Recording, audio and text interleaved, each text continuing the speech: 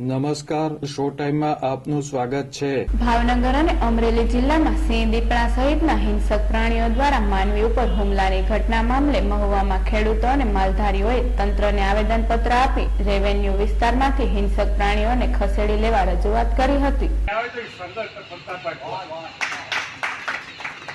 અમારા વિસ્તારની અંદર સિંહો છે, પણ છેલ્લા લગભગ કહેવાય ને 1.5-2 મહિનાથી જેટલા કેસો વધ્યા। અસામાન્ય દરેથી કેસો દિવસે ને દિવસે અઠવાડિયામાં લગભગ એક અઠવાડિયું પૂરું નથી જતું।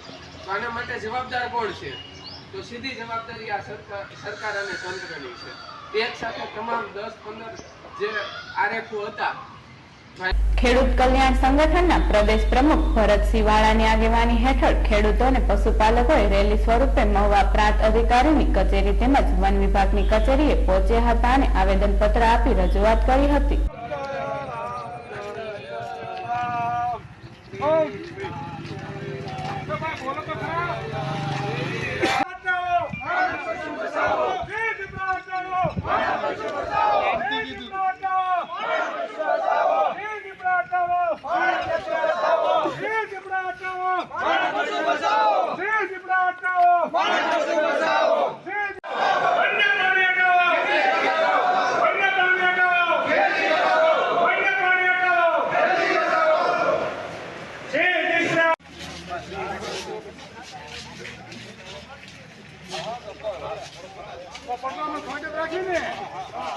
ભાવનગર, અમરેલી, ગીર સોમનાથ સહિતના જિલ્લાઓમાંથી સિંહ, દીપડા, રોજડા સહિતના પ્રાણીઓને 15 દિવસમાં હટાવવામાં નહીં આવે તો ઉગ્ર આંદોલન કરવાની ખેડૂતોએ તંત્રને ચીમકી આપી છે।